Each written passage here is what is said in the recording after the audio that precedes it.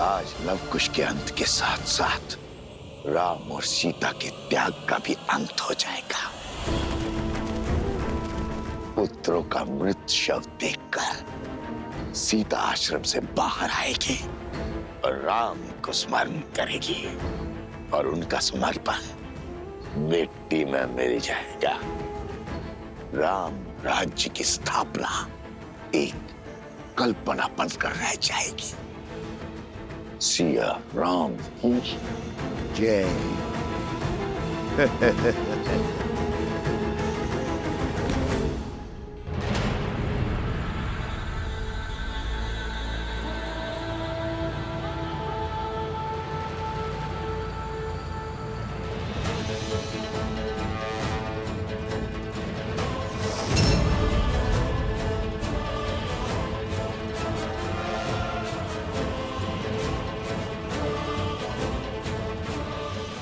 आज एक बार फिर अधर्म के अंत के लिए हम सब साथ खड़े हैं। चलिए एक बार फिर उन दुष्ट राक्षसों को धर्म का बल दिखाते हैं।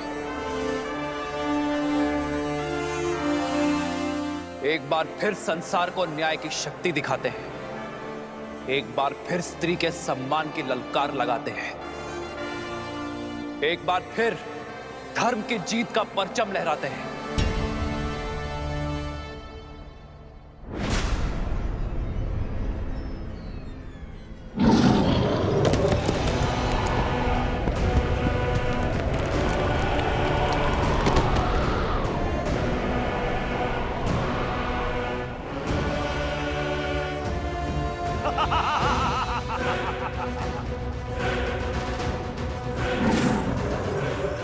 इसे मैं संभालता हूं। और मैं चंद्रबाहु को। पहले मेरी रची पहली बाधा को तो तोड़ दो, फिर मुझसे लड़ने आना मूर्ख वानरों। प्रहार।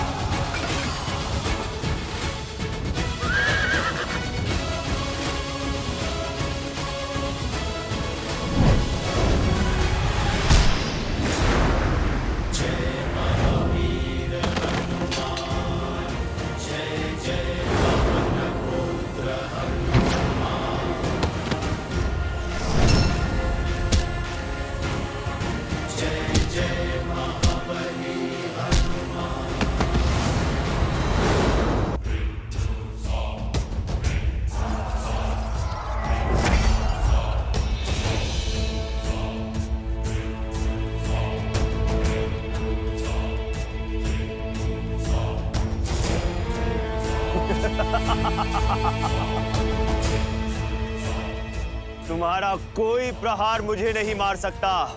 अमर हूं मैं, अमर।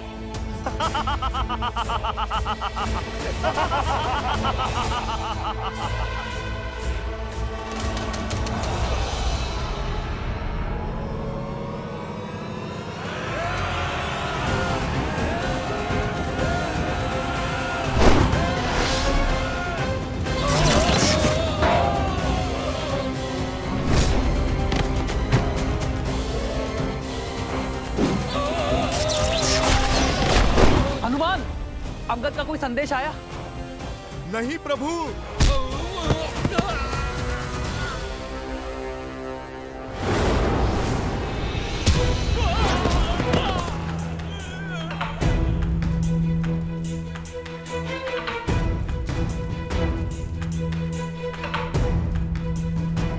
विदात्मने विद्याहि हिरण्यगर्भाय धीमहि तत्रो ब्रह्मा प्रचोदयत्।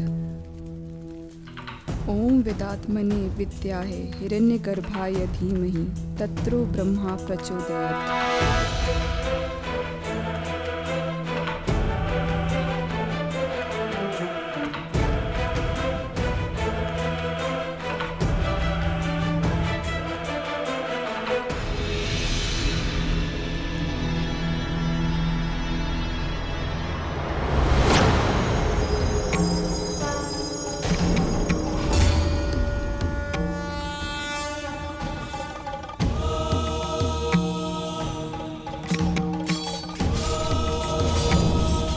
ओम विदात्मने विद्याहि हिरण्यगर्भाय धीमहि तत्रो ब्रह्मा प्रचोदयत्।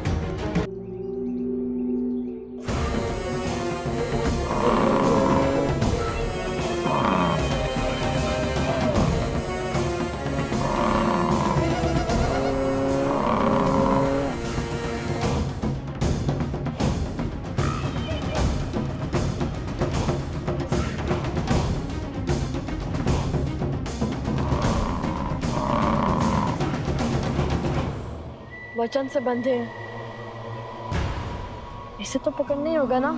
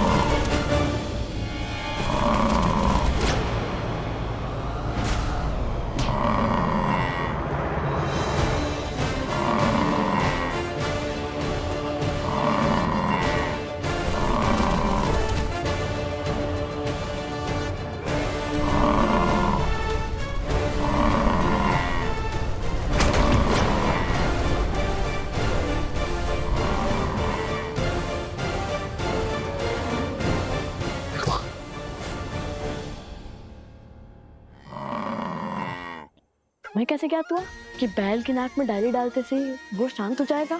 मुझे ज्ञात नहीं था भैया, वो अत्यंत आक्रामक हो रहा था, इसलिए मैं उसे अचेत करना चाहता था, लक्ष्य से चूक गया।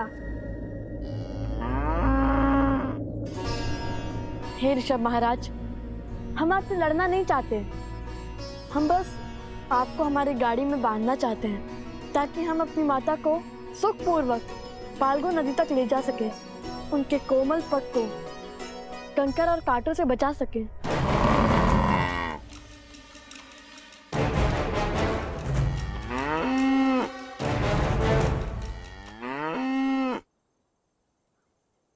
भैया लगता है मान गया। अब एक कार्य करता है, जैसे माता आश्रम में सारी गायों के सींग पर मोली धागा बांधती है, हम भी इसके सींगों पर मूली धागा बांध देते हैं। उचित है।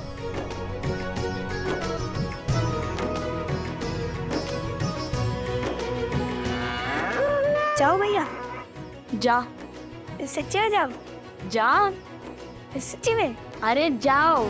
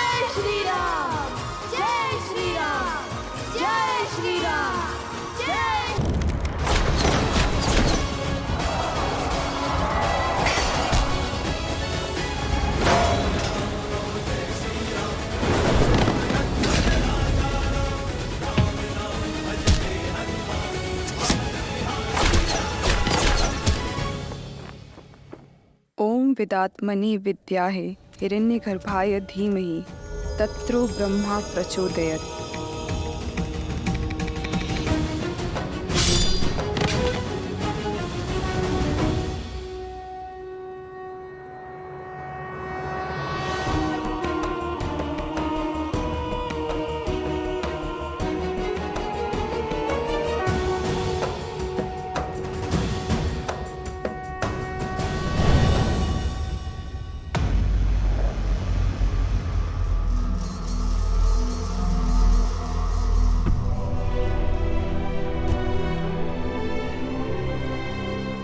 सेनापति, आंखें खोल बहन।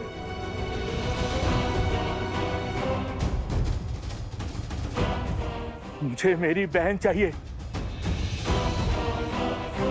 क्या किया तुमने मेरी बहन के साथ?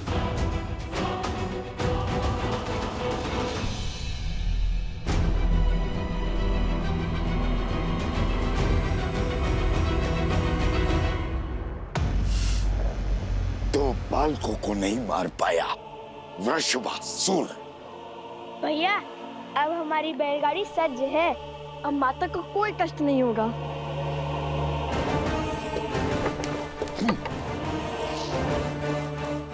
अब आज से तो केवल चंद्रबाहु से।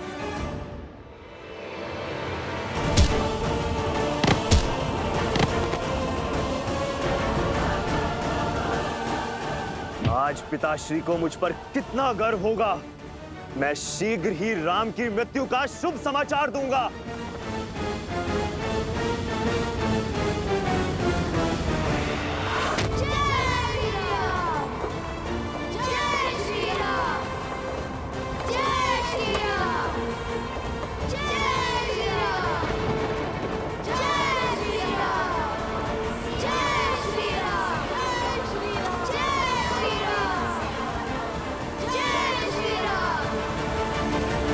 सीता,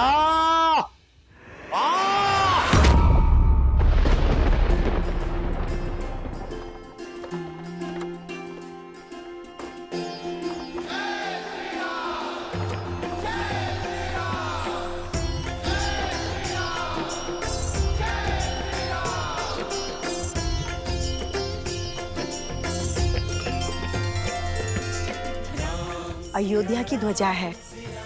लगता है ऋषियों का कोई समूह उस पावन धरा में प्रवेश करने वाला है। आप कभी गई है वहां? बहुत सुना है धर्म की इस नगरी के बारे में। वहां के सुंदर सुंदर वन उद्यान, कल कल बहती सरयू नदी, इक्ष्वाकु वंशजों की बड़ी बड़ी प्रतिमाएं और राजा राम का सुंदर महल।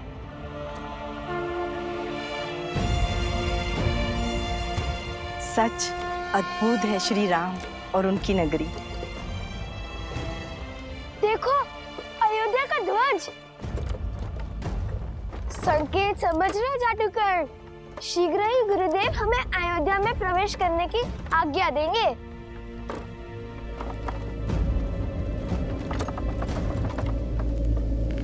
लगता है वातावरण बिगड़ने वाला है।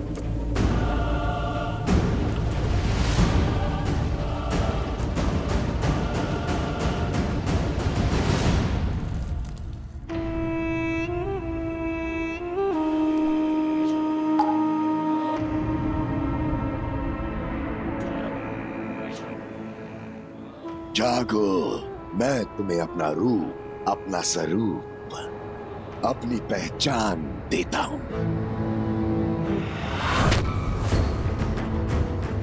अपने महाराज को मेरा संदेश दो। इंद्रा से जागने का समय आ गया है। अधर्म का आतंक फैलाने का समय आ गया है।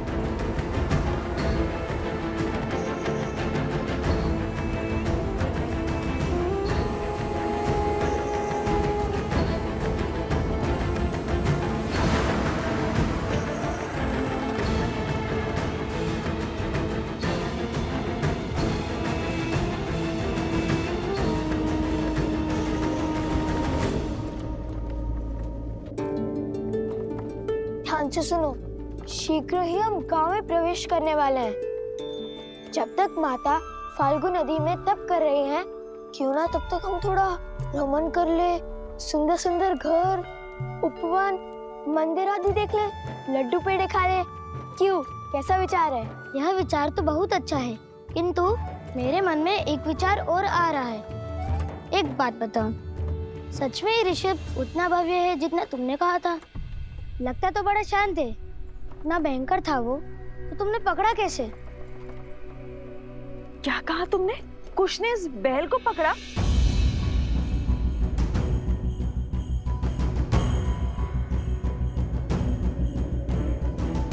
सुना आपने गुरु माँ, कुश ने उस अनियंत्रित वृषभ को अपने नियंत्रण में लिया।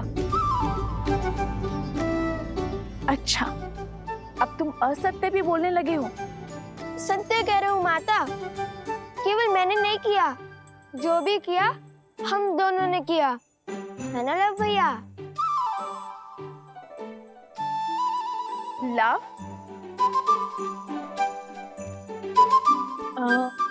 क्या हुआ माता? मुख बंद नहीं रख सकते थे? क्षमा कर दीजिए भैया, वो मित्र पूछ रहे थे तो मैंने बता दिया।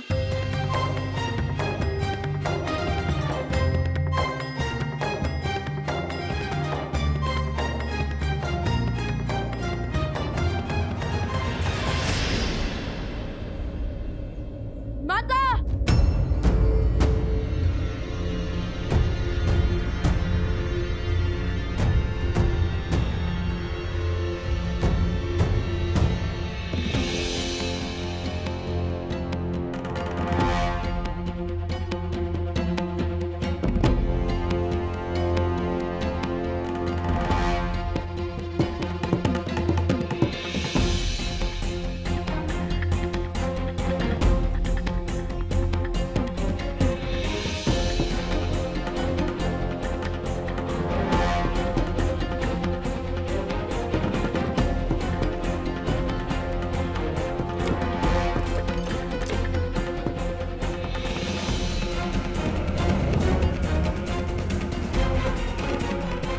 या तो ना घर बचा, ना मंदिर, ना लड्डू।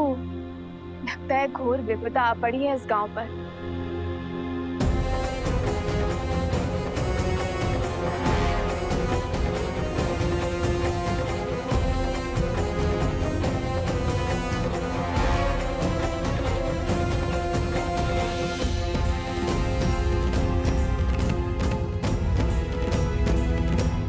सब कुछ उजड़ा हुआ है माता, परंतु वो देखो उत्तर की ओर, वहाँ अभी भी एक वृक्ष है, घना वट वृक्ष।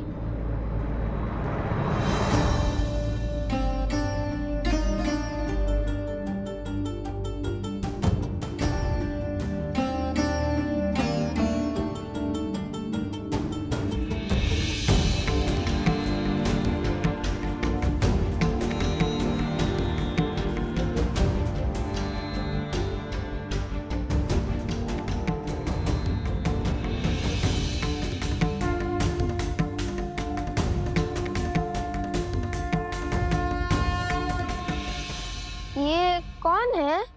हमारे रक्षक हैं ये ना होते तो उस दुष्ट ने सारी सृष्टि को दूषित कर दिया होता।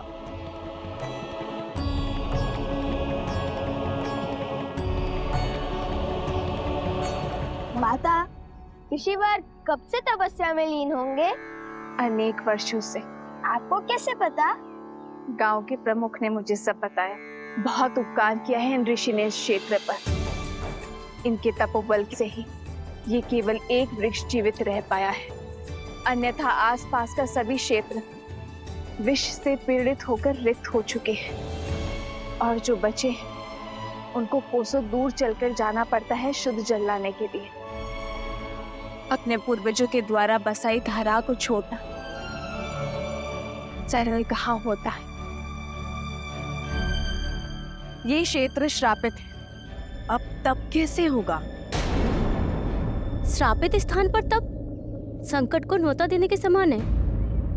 क्या था श्राप? अधर्म का श्राप। जल इस संसार का सबसे शुद्ध तत्व है। जल को पीकर हम भीतर से और उसी से स्नान कर कर हम बाहर से शुद्ध होते हैं। वैसे ही प्रकृति में फैला पाप जल से ही शुद्ध होता है, किंतु जब पाप अपनी सीमा लांघ देता है तो वो मानव की दृष्टि से बच निकलता है और तब सबसे पहले जल ही अशुद्ध होता है। पाप को रोकने के लिए पापियों का संहार करना ही होगा। बताइए, कौन है वो दुष्ट? भिन्न भिन्न असुर के कुल और उनका नायक ऋषि असुरी के तपोबल ने उसे यहाँ नदी के नीचे बांधा है ताकि उसका प्रकोप इस क्षेत्र तक ही सीमित रहे, किंतु उसके यहाँ बनने के कारण उसने इस भूमि और यहाँ के जल को भी विषैला कर दिया है। अब उस पापी का अंत ही इस क्षेत्र के पाप का अंत करेगा।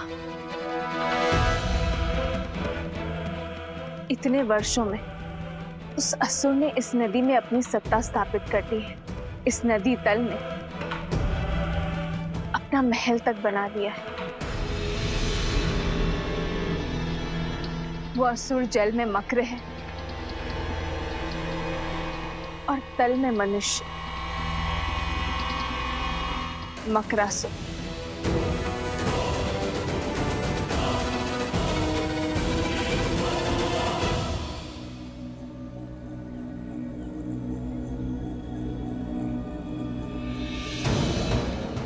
आओ मकरासुर, आओ, तुम्हारी ही प्रतीक्षा थी।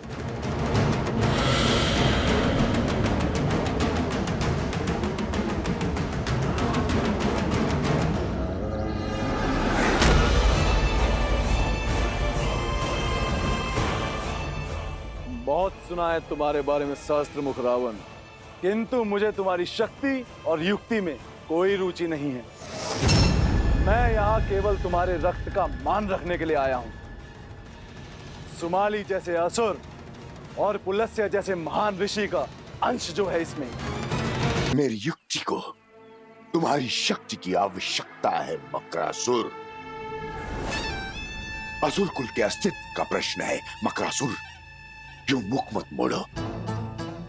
देवासुर संग्राम के अंत के साथ मानवों और असुरों के संग्राम का शंखनाद हो गया। पूरी मानव जाति एक साथ असुरों के विरुद्ध आकर खड़ी हुई है। ऋषि यज्ञ और तप से हमारी शक्ति छीन करते आए हैं। ऋषि साधारण मनुष्यों के सहायक बन बैठे हैं और मनुष्य ऋषियों के संरक्षक। जल के बाहर जो भी हो, मुझे उससे क्या। मैं अपने राज्य में सुरक्षित हूं। देखो, धरा पे कैसा अकाल छाया है और यहाँ नीचे मैं साक्षात देवराज की भांति आनंद में मग्न हूं। ये राजपाट मेरे बल का प्रमाण है। गांव के गांव मेरे भय से खाली हो गए।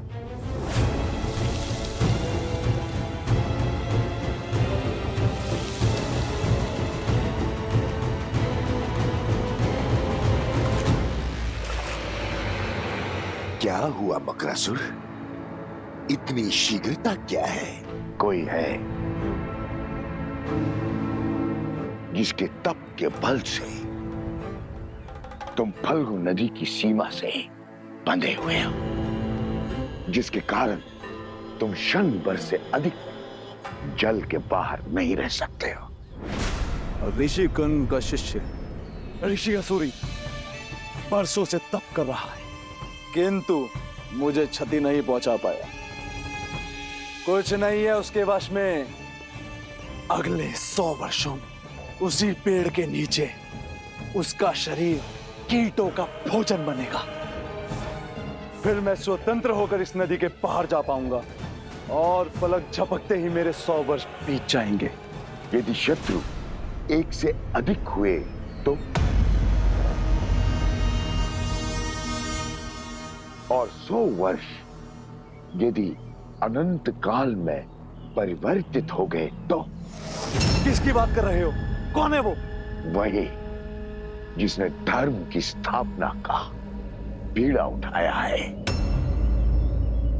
कौशल नरेश श्री राम।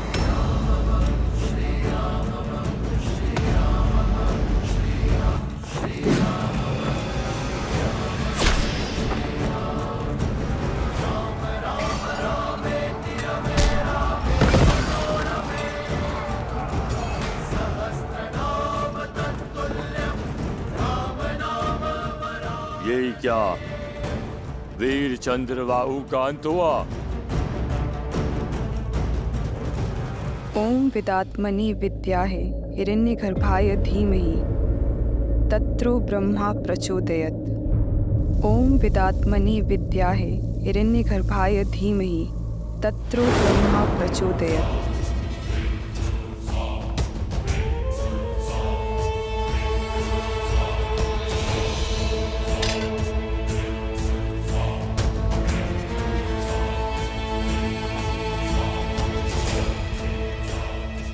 तुम्हें क्या लगता है राम, तुम इतनी सरलता से मुझे मार पाओगे?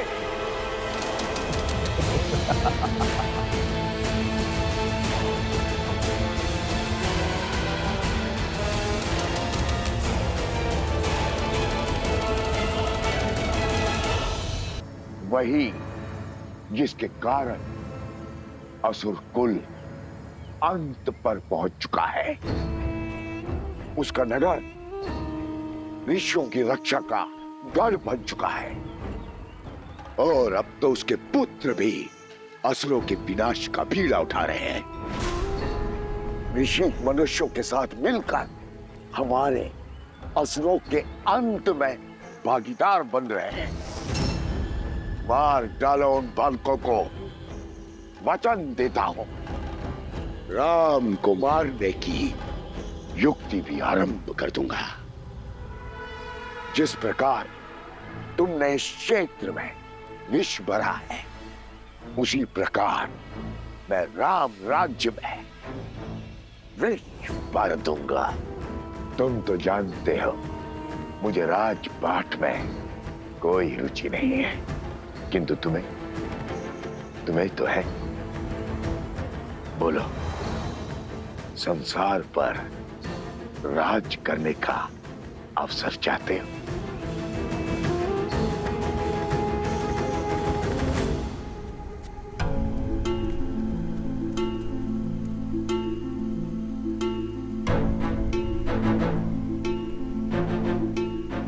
भगवान वाल्मीकि ने हमें यहाँ अकारण नहीं भेजा है। मैं यहाँ अपने मन की शांति खोजने आई थी, किंतु मिली यहाँ के गांव वालों के कष्टों की अशांति। मैं ये तप अपने लिए नहीं, गांव वालों के उत्थान के लिए करूंगी,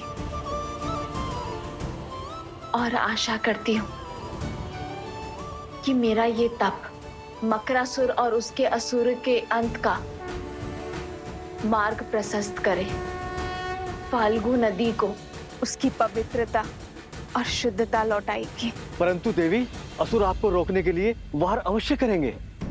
हाँ वन देवी, हमें ऋषि असुरी के समीप ही रहना चाहिए। वो असुर ऋषि की सहायता के लिए आए हैं। जब ऋषि ही नहीं बचेगा तो किसकी सहायता करेंगे? और किसी में इतना तपोबल नहीं जो मुझे मार सके। एक बार असुरी मार्ग से हटा, फिर मैं स्वतंत्र हूं। किंतु मेरी सेना को थल पर तुम्हारी आवश्यकता होगी। मेरे रक्त की बूंदें अपने कार्य में लग चुकी है बकरासुर। तुम्हारी सेना के पास मेरी माया का बल है। अब वो धरा पर अपना आतंक फैला सकते हैं।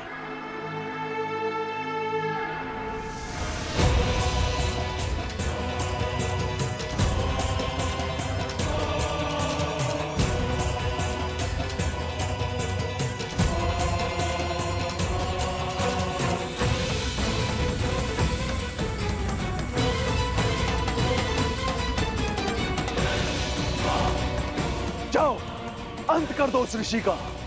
धर्म पर अधर्म की जीत का समय आ चुका है।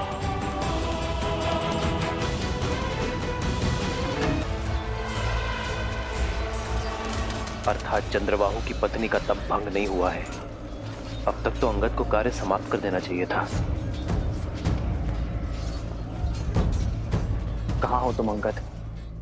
ओम विदात्मनि विद्याय हिरण्यगर्भाय धीमहि तत्रो ब्रह्मा प्रचोदयात्। क्या करूं? कैसे इस पतिव्रता का तप भंग करूं कि गरिमा भी ना टूटे? माता, इस कन्या का अपहरण कर आपके पति ने बहुत बड़ा अधर्म किया है। उसे बचाने का नहीं, प्रभु श्री राम के हाथों मुक्ति दिलाने का प्रयास कीजिए। ओम विदात्मनि विद्याय हिरण्यगर्भाय धीमहि तत्रो ब्रह्मा प्रचोदयात्। ओम विदात्मनि विद्याय मंत्र पढ़ना बंद कीजिए, अन्यथा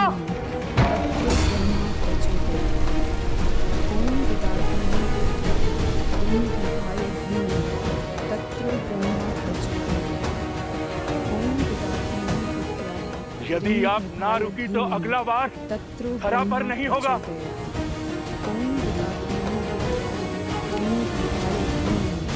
तत्रो ब्रह्मा प्रचोदयात्। ओम विदात्मनि विद्याय हिरण्यगर्भाय धीमहि तत्रो ब्रह्मा प्रचोदयात्।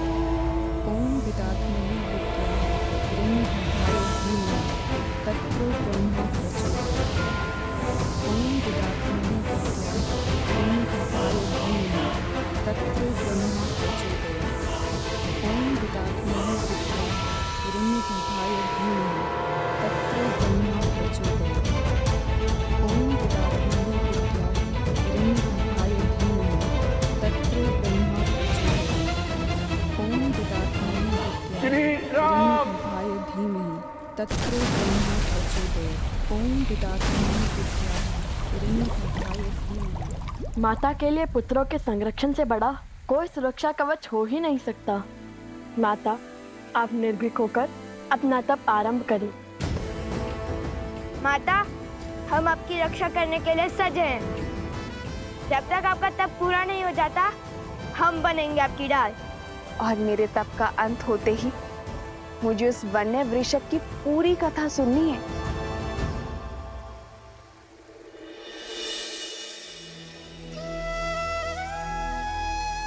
हे फाल्गु माता, मेरे संकल्प का तप स्वीकार करें।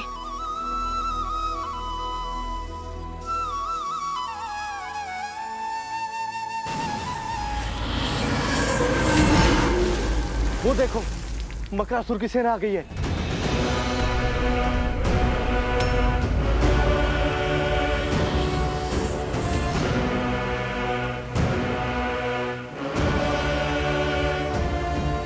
भागो यहाँ से, भागो भागो।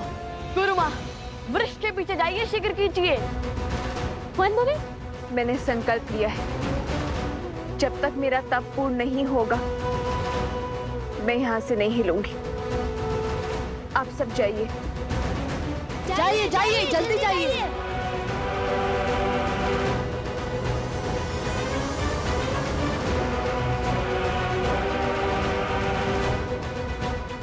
अब क्या करें भैया? वही जो धर्म कहता है। कुश, तुम यही माता के पास रुको, मैं इनकी रक्षा करता हूँ। ला, सबकी सुरक्षा करना। जी माता।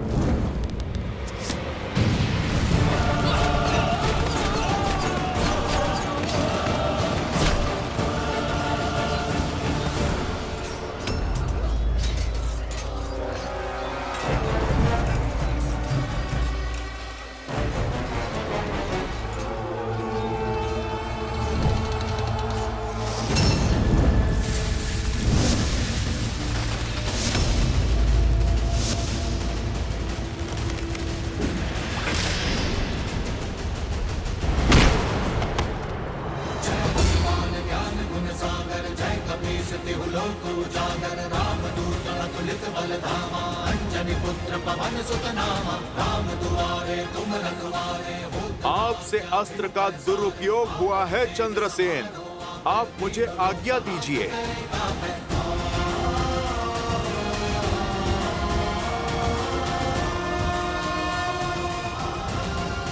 जय श्री राम।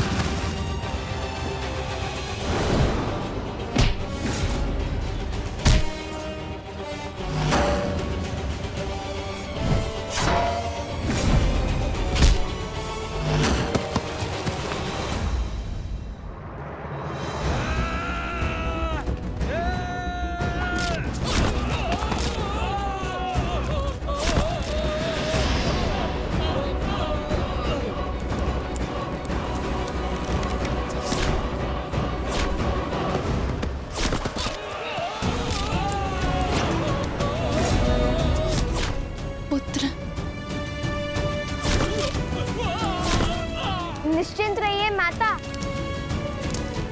आप जानना चाहती थी ना हमने उस ऋषभ को कैसे पकड़ा था? अब मैं बोलकर नहीं कर दिखाऊंगा।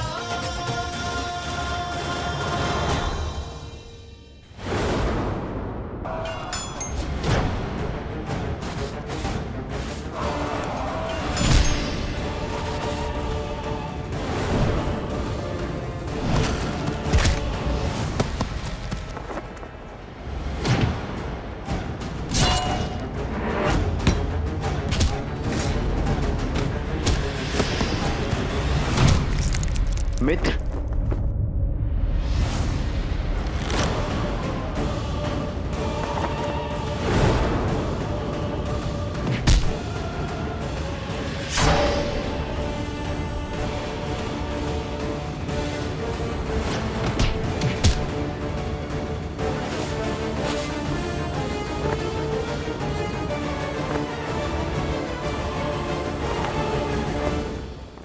कुश, ऋषिवर की रक्षा करो, मैं सुरक्षित हूँ। किंतु माता, भैया का आज्ञा था कि। भैया की आज्ञा नहीं, अपनी माता के आदेश का पालन करो, ऋषिवर की रक्षा करो और अपने मित्रों को बचाओ। अपनों से पहले अपने लोगों की रक्षा करना तुम्हारा दायित्व है। जाओ।